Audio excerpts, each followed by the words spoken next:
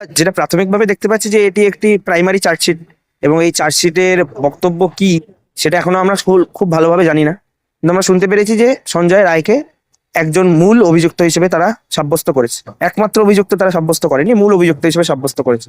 সেক্ষেত্রে দাঁড়িয়ে আমরা মনে করি আমাদের যদি আন্দোলনের সেই চাপ আমরা বজায় রাখতে পারি এবং আমরা অন্যান্য যা পদক্ষেপ ভেবেছি এই অভয়ের ন্যায় বিচারের জন্য, সেই পদক্ষেপগুলি যদি আমরা এগিয়ে নিয়ে যেতে পারি এবং আমরা মনে করি যে আমাদের তরফ থেকে আমরা নানা রকম ভাবেই এই তদন্ত প্রক্রিয়াকে সাহায্য করার চেষ্টা করেছি এবং আমরা ভবিষ্যতেও চেষ্টা করব। এবং এই যারা এখন আইনি আর্থিক তছরুপের জন্য যারা গ্রেফতার হচ্ছে, আমরা মনে করি তারাই কলেজে কলেজে থ্রেট দুর্নীতি এবং তারাই ওই প্রমাণ লোপাটের সাথে যুক্ত ছিল। তাদেরকে যদি ঠিকভাবে জেরা করা হয়, আমরা মনে করি এর একটি কিনারা উঠে আসবে। এবং আগামী দিনে আমরা সিবিআইয়ের তরফ থেকে এর ক্ল্যারিফিকেশন চাইবো যে প্রথম চার্জশিট যদি দেওয়া হয়েছে তার যুক্তি এবং তার তথ্য প্রমাণ কি রয়েছে এবং তারা পরবর্তী ক্ষেত্রে অন্যান্য দোষীদের সাব্যস্ত করার জন্য কি পদক্ষেপ নিচ্ছে, আমরা সিবিআইয়ের কাছে দাবি জানাবো। এবং আমরা যদি সেই দাবি আমাদের স্বতঃস্ফূর্ত না করতে পারে তাহলে আমরা সেই সময়ে আমাদের নিজেদের পদক্ষেপ ঠিক করবো। জয়নগরের ঘটনা শুধু এই আন্দোলন নয়, আমাদের মানুষ হিসেবেই অনেকটা মাথা নিচু করে দেয়। একটা ক্লাস 4-এর 9 বছরের মাত্র বাচ্চা, সে পড়তে যাচ্ছিল। এর আগেও বহুবার যখন এরকম ঘটনা ঘটেছে, বিভিন্ন রাজনৈতিক দলের লোকেরা কখনো তাকে ছোট ঘটনা, কখনো তাকে এত আকছারি ঘটে, এ তো সব জায়গায় হয়, এখানে এত আলোচনা করার কি আছে, এইসব নিয়ে কিছু বলেছেন। যখন তার পরিবার সে নিখোঁজ বলে পুলিশই সাহায্য চাওয়ার জন্য গেছিল, পুলিশের অকর্মণ্যতা এবং পুলিশের যে গাছাড়া ভাব এবং পুলিশের তরফ থেকে যা ব্যবহার তারা পেয়েছেন, আমরা তাকে তীব্র নিন্দা জানাই। আমরা মনে করি কোনো স্বজন হারা কেন, কোনো সাধারণ মানুষেরই সেটা কাম্য নয়, কোনো সাধারণ মানুষেরই সেটা প্রাপ্য নয়। এক্ষেত্রে দাঁড়িয়ে তাদের মাত্র 9 বছরের একটি মেয়ে মারা গেছে এবং এটি জঘন্যভাবে মারা গেছে। সেক্ষেত্রে দাঁড়িয়ে পুলিশের আরো বেশি সংবেদনশীল এবং আরো বেশি কর্তব্যপরায়ণ হওয়া উচিত ছিল এবং তাদেরকে আরো তাড়াতাড়ি জিনিসটি তদন্ত শুরু করা উচিত ছিল। আমরা জানি না কি থেকে কি হতে পারতো, কিন্তু অন্তত পরিবারের এই ক্ষোভ হয়তো প্রশমিত হতো। সেক্ষেত্রে দাঁড়িয়ে আমরা মনে করি জয়নগরের ঘটনা যেমন সমাজ হিসেবে আমাদের ব্যর্থতা, যেমন পুরুষ হিসেবে আমার ব্যর্থতা, তেমনি এই ভেঙে পড়া প্রশাসন, এই ভেঙে পড়া পুলিশি ব্যবস্থারও ব্যর্থতা বলে আমার মনে করি। ওরা তো সাধারণ মানুষের জন্য করছে, যে দাবিগুলো এমন কোনো জটিল দাবি নয়, এগুলো পূরণ করতে খুব বেশি সময় লাগার কথা নয় যদি কারোর সদিচ্ছা থাকে।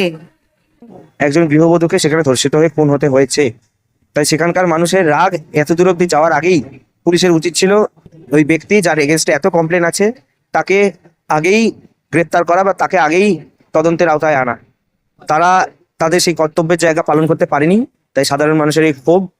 আমরা মনে করি যদি পুলিশ এর পরেও এরকম অসংবেদনশীল আচরণ করে এবং এরকম অকর্মণ্যভাবেই তার কাজ চালিয়ে যায়, সেক্ষেত্রে দাঁড়িয়ে সাধারণ মানুষের ক্ষোভের রাস্তা কিন্তু পুলিশের বিরুদ্ধে গিয়েই দাঁড়াবে। আমরা এই অনশনে আজকে কার্যত নিরুপায় হয়ে বসতে বাধ্য হয়েছে। আমাদের অনশনের আগেও 56টা দিন পেরিয়ে গেছে। আমরা সে সময় যেভাবে আমাদের এই যে ন্যায্য দাবি, যেগুলি আমরা প্রায় 57 দিন ধরে চাইছি, সেই ন্যায্য দাবিগুলি সরকারের কাছে রেখেছি। আমরা এমনকি এও বলেছি যে 1 নম্বর দাবি, যেটা হচ্ছে ন্যায় বিচারের দাবি, তাতে সরকারের পক্ষে যা করা সম্ভব ছিল তা তারা কিছু করেনি। তা সুপ্রিম কোর্ট এবং হাইকোর্টেও তা ধ্বনিত হয়েছে এবং কলকাতা পুলিশের অকর্মণ্যতা তাও হাইকোর্টে ধ্বনিত হয়েছে, সুপ্রিম কোর্টে ধ্বনিত হয়েছে। এখন সবকিছু সিবিআইয়ের হাতে, আমরা তাদের উপর আমাদের যে চোখ, আমাদের যে নজর আছে সেটা থাকবে। কিন্তু বাদ বাকি যে কটি দাবি আমরা মনে করি সরকারের সদিচ্ছা থাকলে সেগুলি খুব সহজেই মানা যায়। কিন্তু সরকারের তরফ থেকে আমরা নানা দফায় আলোচনা বসেছি, আমরা চিফ সেক্রেটারির সাথে আলোচনায় বসেছি, আমরা সকলের সাথে আলোচনায় বসেছি, এমনকি আমরা মুখ্যমন্ত্রীর সাথেও আলোচনায় বসেছি। কিন্তু সেই সবগুলি আলোচনায় বসে আমরা সার বলতে 2টি কাগজ পেয়েছি। সেই কাগজগুলির যে আদৌ কোনো ভ্যালু নেই তা আজকে আমাদের সামনে একদম আলোর মতো পরিষ্কার। যখন হাসপাতালে আমরা বেড মনিটরিং সিস্টেম এবং সেন্ট্রাল রেফারেল সিস্টেম চালু করার কথা বলেছি, যা লিখিতভাবে চিফ সেক্রেটারি হেলথ সেক্রেটারিকে জানিয়ে দিয়েছেন, কিন্তু তা যে কার্যকর হয়নি এবং তার জন্যই সাগর দত্তের মতো একটি ঘটনা ঘটেছে, যেখানে একটি মরণাপন্ন রোগীকে তার প্রয়োজন থাকা সত্ত্বেও তাকে আইসিইউ বেডে দেওয়া যায়নি, কারণ আইসিইউ বেড ছিল না। এবং তারপরে সুপ্রিম কোর্টে গিয়ে হেলথ সেক্রেটারি এবং সরকারি পক্ষের কৌশলী তার মাধ্যমে জানালেন যে ওই রোগীর মৃত্যুর কারণ হচ্ছে ডাক্তাররা তাকে বেড দেয়নি। এইরকম ভাবে ডাক্তারদেরকে গণসূত্র প্রমাণ করার চেষ্টা এবং ডাক্তারদের এগেনস্টে রুগীদেরকে রাগিয়ে তোলার যে চেষ্টা, তার এগেনস্টে আমাদের এই অনশন করতে আমরা বাধ্য হয়েছি। কেননা 58 দিন ধরে আমরা সভা সমিতি আন্দোলন মিছিল সবই করেছি, কিন্তু কোনোভাবেই এই সদুত্তর আমরা সরকারের তরফ থেকে পাইনি। তাই অগত্যা আমরা বাধ্য হয়েছি অনশনের পথ বেছে নিতে। এই অনশনকে যাতে বন্ধ করা যায় বা অনশন একটা সমাধান সূত্র বের হয়, সেজন্য প্রশাসন তরফ থেকে বা নবান্নের থেকে কোনো বার্তা কি পাঠানো হয়েছে? এর আগে যখন আমরা স্বাস্থ্য ভবনে অবস্থান করছিলাম, তখন নানা দফায় ইমেল নিয়ে নানা রকম আলোচনা হয়েছে, কিন্তু সেই ইমেলগুলি যে সার এবং স্বচ্ছতার প্রশ্নে সরকারের যে সদিচ্ছা তা আমরা দেখেছি। কিন্তু এখানে আমরা অনশনে বসার পর থেকে আমরা তার আগেই প্রায় দুবার চিফ সেক্রেটারিকে মেল করেছি যে যে স্পেশাল টাস্কফোর্স মুখ্যমন্ত্রী গঠন করেছেন, সেই স্পেশাল টাস্কফোর্সের মিটিং মিনিমাম আপনি ডাকুন, যেখানে আমরা গিয়ে আমাদের তরফের কথাগুলি বলতে পারি। এবং সেগুলি কিন্তু এই অনশনে বসার আগে চিফ সেক্রেটারির তরফ থেকে কোনো রকম উত্তর আমরা পাইনি, চিফ সেক্রেটারির তরফ থেকে কোনো রকম বার্তা আমরা পাইনি। আমরা এখানে অনশনে বসে যাওয়ার পরও আজকে প্রায় 2 দিন হয়ে গেছে, এখনো অবধি সরকারের তরফ থেকে না কোনো সদুত্তর আমরা পেয়েছি, না কোনো বার্তা আমরা পেয়েছি। এক্ষেত্রে দাঁড়িয়ে আমরা সরকারের সদিচ্ছা সম্পর্কে আরো সন্দেহান হচ্ছে। কারণ বলে কি, মানে কারণ কি বলে মনে হয়? মানে দুর্গাপূজা এসছে সেই কাজে ব্যস্ত, নাকি আপনাদের গুরুত্ব দিতে চাইছে না সেই জন্য? সরকার এই পশ্চিমবঙ্গে এই 9ই আগস্ট থেকে যে ঘটে চলা আন্দোলন এবং তার সাথে সাথেই পশ্চিমবঙ্গের চারিদিকে যে নারী নির্যাতনের ঘটনাগুলি এবং পুরনো ধর্ষণের ঘটনাগুলি উঠে আসছে, তা আমাদের সবাইকে বিচলিত করছে। এবং আমরা মনে করি সরকার এই সবকিছু পরিচালনা এবং সবকিছু নিয়ন্ত্রণ করতে ব্যর্থ হয়েছে, এবং সরকারের প্রশাসনিক এবং পুলিশের ব্যর্থতা যে আজকে এইরকম ঘটনাগুলি এত ফ্রিকোয়েন্টলি পশ্চিমবঙ্গে ঘটছে, সেই জায়গায় দাঁড়িয়ে আমাদের এই প্রশ্নগুলি তাদের কাছে অবশ্যই উত্তর দেওয়া তাদের পক্ষে কঠিন হচ্ছে। কিন্তু আমরা মনে করি যেখানে জুনিয়র ডাক্তাররা শান্তিপূর্ণভাবে এতদিন আন্দোলন করেছে এবং মাননীয় মুখ্যমন্ত্রী এবং চিফ সেক্রেটারি সবাই নানা অবস্থায় বলেছেন তারা আমাদের আন্দোলনের সাথে সম্পূর্ণ সহমত, এবং সাধারণ মানুষ যখন আমাদের পাশে এসে দাঁড়িয়েছেন এবং আমরা বুঝেছি যে পুজোর সময় আমাদের সিনিয়র চিকিৎসকরা এতদিন ধরে টানা চিকিৎসা চালিয়েছেন, সেক্ষেত্রে দাঁড়িয়ে তাদের অসুবিধা হতে পারে, সেই ভেবে আমরা কাজে ফিরে এসেছি, আমাদের সাধারণ রোগীদের কথা ভেবে কাজে ফিরে এসেছি। এখন তাদের কাছে আর কোনো এক্সকিউজ বেঁচে নেই যে তারা এখন ওই রুগী পরিষেবা ব্যাহত হচ্ছে এই ভাওতা দিয়ে যে আমাদের কথা চেপে দেওয়ার চেষ্টা করবেন, সেটা তাদের ক্ষেত্রে আর রাস্তা নেই। তাই জন্য তারা নানা রকম ছল বল কৌশলের ব্যবহার করছেন এবং নানা রকম ভাবে আমাদের আন্দোলনকে কালিমালিপ্ত করার চেষ্টা করছেন। এবং আমরা মনে করি সাধারণ মানুষ আমাদের সাথে যেভাবে রয়েছে তা পুজোর সময়ও থাকবেন, এবং আমরা যদি সম্মিলিতভাবে এই কথাগুলি এগিয়ে নিয়ে যেতে পারি আমাদের দাবি অবশ্যই মানা হবে। নগরপালকেও এর আগে মেল করেছি, নানা তরফে নানা রকম ভাবে আমরা পারমিশনের জন্য পাঠিয়েছি, এবং তারপরে যখন আমরা শান্তিপূর্ণভাবে মিছিল করে সিস্টেম থেকে আসছিলাম, তারা আমাদের সহকর্মী আমাদের জুনিয়র ডাক্তারদের গায়ে হাত তুলেছে, লাথি মেরেছে, গালি দিয়েছে। এবং যেভাবে আমরা কার্যত এখানে বসতে বাধ্য হয়েছি, তখন আমাদের এই কাঠামো তৈরি করার জন্য যে ডেকোরেটররা আসছে তাদেরকে ফোন করে হুমকি দেওয়া হয়েছে, যে গাড়িগুলি এখানে আসছে তাদেরকে হুমকি দেওয়া হয়েছে, লাইসেন্স বাতিল করার কথা বলা হয়েছে। এবং এক্ষেত্রে এক্ষুনি আপনারা দেখতে পেলেন হয়তো যে আমাদের 2টি গাড়ি এসেছিল, তারা হচ্ছে আমাদের ফ্যান এবং চেয়ার দেওয়ার জন্য, সেই গাড়ি দুটিকে তারা বাজেয়াপ্ত করেছে এবং জুনিয়র ডাক্তারকে তারা এখনো বউবাজার থানায় হাতাহাতি করছে। এবং সেই ক্ষেত্রে দাঁড়িয়ে আমরা মনে করি পুলিশের কোনো রকম সদিচ্ছা আমাদের তরফ অব্দি তো আসেইনি, বরঞ্চ আমরা যখন সদিচ্ছা দেখাতে গেছি তারা আমাদের কোনো উত্তর দিতে চাননি। আমরা নানা রকম ভাবে কোঅপারেট করেছি, রাস্তাতে জ্যাম না হয় তার জন্য আমরা রাস্তা ছেড়ে দিয়ে 1.5টি লেন ওখানে খুলে দিয়েছি, যেখানে গাড়ি যাতে সুন্দরভাবে যাতায়াত করতে পারে। কিন্তু তারপরেও পুলিশ নানা রকম ভাবে ছলে বলে কৌশলে এই জিনিসগুলিকে সামনে আনার চেষ্টা করছে। এবং আমরা মনে করি তারা যদি কোনো রকম স্টেপ নিতে চান তারা নিন, আমরাও দেখতে চাই, সাধারণ জনগণও দেখতে চায় যে তারা ঠিক কি স্টেপ নিতে চলেছে। মৌখিক বার্তা আমরা মুখ্য সচিব কেন মুখ্যমন্ত্রীর কাছ থেকেও পেয়েছিলাম, এরকম মৌখিক বার্তা পেয়ে আমরা আগের বার সিজওয়াক তুলেছিলাম এবং আমরা কাজে ফিরেছিলাম। সেই মৌখিক বার্তা পাওয়ার পরেই আমাদের গায়ে হাত উঠেছে, আমাদেরকে আরেকটা আর্জিকর করে দেওয়ার হুমকি শুনতে হয়েছে। সেখান থেকে দাঁড়িয়ে আমরা কোনো মৌখিক বার্তায় আর ভরসা করতে পারছি না। আমরা মনে করি চিফ সেক্রেটারি যদি তার যদি এতই সদিচ্ছা থাকে, তিনি আমাদের দাবিগুলি মেনে একটি রিটেন অর্ডার এইগুলি সম্পর্কে দিন। আমাদের যে দাবিগুলি আছে সেগুলি নতুন করে আর আলোচনার কোনো জায়গা রাখে না। সবকটি দাবি নিয়ে দীর্ঘক্ষণ আমরা আলোচনা একবার কালীঘাটে এবং একবার নবান্নে করেছি, সবকটি দাবি নিয়ে আলোচনা হয়েছে। এবং সেক্ষেত্রে দাঁড়িয়ে এমনকি হেলথ সেক্রেটারি যে দাবিটি আজকে যাকে পাশে নিয়ে তিনি মিটিংটি করলেন, সেই হেলথ সেক্রেটারির দাবি শোনার পর মুখ্যমন্ত্রী বলেছিলেন যে আমার একটু সময় দাও, আমার লোক খুঁজতে দাও, তারপরে আমি অবশ্যই করবো। তো সেক্ষেত্রে দাঁড়িয়ে এখনো তাদের সদিচ্ছার কি অভাব যে যাকে আমরা কেউই মেনে নিতে পারছি না, তাকে পাশে বসেই তাকে প্রেস মিট করতে হচ্ছে। এটা আসলে আমাদেরকেই একরকম ভাবে প্রভোগ করা এবং আমাদেরকে একরকম ভাবে হেয় করার জন্য এটি করা হচ্ছে বলে আমরা মনে করছি। তাই মৌখিক আশ্বাসে আমরা মানছি না, তাদের তরফ থেকে যদি সদিচ্ছা থাকে তারা সেই সদিচ্ছার প্রদর্শন করুক, আমরা অবশ্যই বিবেচনা করবো। আপনি বললেন আমরা যা ভেবেছি আগামী দিনে যে আমরা এই আন্দোলনকে আরো যেভাবে এগিয়ে নিয়ে যাব, কি কি পদ্ধতিতে আরো এগিয়ে নিয়ে যাবেন এই আন্দোলনকে?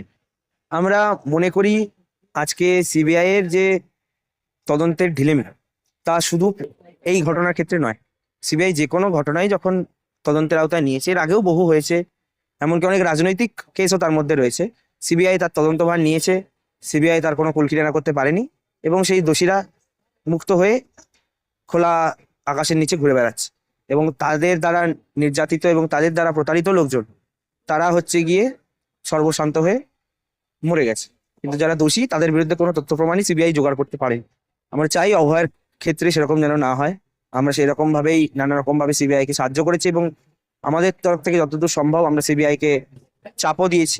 আমরা এরপরেও যদি আরো এই সিবিআই এর তরফে যদি আমাদের আরো প্রশ্ন থাকে যেগুলি আমাদের মনে হচ্ছে ধীরে ধীরে এই প্রথম চার্জশিটের বয়ান যদি আমাদের সামনে আসে সেইগুলি নিয়ে আমরা আরো সুস্পষ্ট দাবি তৈরি করতে পারবো। সেক্ষেত্রে দাঁড়িয়ে তখন আমরা সিবিআই কেও সেই প্রশ্নগুলি করবো। খুবই আশঙ্কা রয়েছে আমাদের। ওদের যে 48 ঘন্টা হয়ে গেল, ওরা তো কোনো শরীরে কোনো নিউট্রিশন বা কোনো যেগুলোকে আমরা বলি ইলেকট্রোলাইটস মানে লবণ জাতীয় জিনিস সেগুলো তো কিছু ঢোকেনি শরীরে। তার জন্য আমরা খুবই আমরা আশঙ্কিত যে ওদের শরীর যে কোনো মুহূর্তে খারাপ হয়ে যেতে পারে, মানে যথেষ্ট আশঙ্কা রয়েছে। আর এতটা আশঙ্কা হচ্ছে বলেই আমরা আজকে সিএটা বসে পড়েছি সকাল থেকে, না পেরে যে ওদের পাশে থাকার জন্য 24 ঘন্টা অনশনে নেমেছি। তাই আমরা প্রশাসনের কাছে একটাই আমাদের অনুরোধ, ওনারা একটু সহানুভূতিশীল হন। 48 ঘন্টা হতে চলেছে, হয়ে গেছে 48 ঘন্টা, আমাদের আর ভালো লাগছে না। আমরা মনের দিক থেকে আমরা ভালো নেই। আপনারা বোঝাচ্ছেন না কেন ওই 7 জনকে যে তোমরা এই জীবন মরণের ঝুঁকিটা নিও না? দেখুন, ওরা একটা ব্রত নিয়েছে, সেই ব্রতকে আমরা ওরম ভাবে তো বাধা দিতে পারি না। কিন্তু অবশ্যই আমরা ওদের শরীর খারাপ হলে ইমিডিয়েট যাতে ব্যবস্থা নিতে পারি বা তখন আমরা যাতে ওদের সিদ্ধান্ত নিয়ে ভাবতে বলবো। কারণ যার কাছে ওদের প্রার্থনা, আমার মনে হয় যে সেই পাথর বুকে কিছু গিয়ে পৌঁছচ্ছে। জয়নগরের মতো ঘটনা আমরা দেখলাম যে সেখানে তো মানে ক্লাস 4-এ পড়ে এরকম একটা বাচ্চা মেয়ের সঙ্গে কি হলো? বেশ শুনলাম।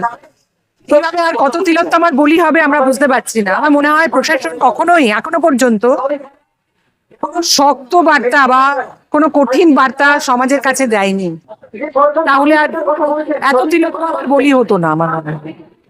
আপনারা যেখানে বসে আছেন জুনিয়র ডাক্তারদের পাশেই, এই জায়গাটায় 163 রয়েছে যেখানে বেশি মানুষ জমায়েত হতে পারে না। নগরপাল জানিয়েছেন, তিনি একটা বার্তা পাঠিয়েছেন যে এখানে প্রয়োজনীয় পদক্ষেপ তারা নিতে পারেন। কি বলবেন এটা নিয়ে? পাস ছাড়ছি না, এটুকু বলতে পারি। 144 ধারা থাকলে জুনিয়রদের পাস ছাড়ছি না। দেখুন, আমি তো অনেক সিনিয়র, আমরা তো কোনো অনৈতিক বা প্রশাসনের ওরকম ধরনের কথার বিরুদ্ধে একটা কথা বলতে পারি না, যা খুশি বলতে পারি না। তো আমরা জুনিয়রদের পাশে আছি, এটুকুই বলতে পারি। আমি এই 7 জন নয়, দেশের আমার রাজ্যের মানুষের কারোরই খুব একটা ওনারা আশঙ্কা করেন না যে অ্যালিগেশন গুলো সন্দীপ ঘোষের এগেনস্টে এসছে, সেগুলো তো সাধারণ মানুষের প্রথম হচ্ছে ওষুধ এবং যে সিরিঞ্জ গুলো ব্যবহৃত, সেই ব্যবহৃত জিনিসগুলো আবার ব্যবহার করা হচ্ছিল, তার বিরুদ্ধে প্রতিবাদের আওয়াজটা কারা তুললো? এরা, তাই না? তাহলে এগুলো তো আজকে থেকে ওঠেনি। সরকারকে সত্যি কান নিয়ে তুলে গুজে বসে আছেন, আমাদের জন্য নয়, প্রত্যেকটা সাধারণ মানুষের জন্য বলে। এবং এই রাত জায়গাগুলো আজকে নতুন নয়। বিগত 58 দিন ধরে আমরা যেভাবে আন্দোলনটি করছি, স্বাস্থ্য ভবনের রাত জায়গা হতে পারে বা আমাদের এতদিন যে আন্দোলন বিভিন্নভাবে আমরা এগিয়ে নিয়ে গেছি তার রাত জায়গা হতে পারে। কিন্তু এই দুর্গাপুজোর মুখে দাঁড়িয়ে যখন আমাদের সহকর্মীরা, আমাদের সতীর্থরা যখন এখানে না খেয়ে জল খেয়ে শুধুমাত্র এখানে শুয়ে রয়েছে, সেক্ষেত্রে দাঁড়িয়ে আমরা নিজেরাও কিছু আনন্দ তো দূরেই কথা, আনন্দ তো আমরা 9 তারিখ থেকে কোনো রকম ভাবে আমরা তো বলেইছি যে উৎসব আমাদের জন্য এই বছর নয়, আমাদের স্বজন হারার বছর এটা। আমরা কোনোভাবেই এই বছরে উৎসবে ফিরতে পারবো না এবং যতক্ষণ না ন্যায় বিচার আসছে আমরা উৎসবে ফিরতে পারবো না। আমরা সাধারণ মানুষকে কোনোভাবেই বলবো না যে আপনারা উৎসবে যাবেন না, আপনারা উৎসবে বয়কট করুন, এটা আমরা বলতে পারি না। কেননা দুর্গাপুজো বাঙালির উৎসব, বাংলার শ্রেষ্ঠ উৎসব। সেক্ষেত্রে দাঁড়িয়ে সেক্ষেত্রে সর্বধর্ম এবং সর্ব জাতি নির্বিশেষে মানুষ দুর্গাপুজোয় জেলা জেলা থেকে এসে কলকাতায় জড়ো হন কলকাতার দুর্গাপুজো দেখার জন্য। তাদেরকে বাধা দিতে পারি না যে আপনারা দুর্গাপুজো করবেন না। আমরা এটাই বলতে চাই যে আমাদের সহযোদ্ধারা এখানে না খেয়ে রয়েছে, আপনারা যখন দুর্গাপূজায় আসবেন আমাদের পাশেও একটু দাঁড়িয়ে যান, আমরা সাহসটুকু পাই। আপনাদের সাহস তারপরে আমরা যদি আন্দোলনটা এগিয়ে নিয়ে যেতে পারি, এটুকুই বলার।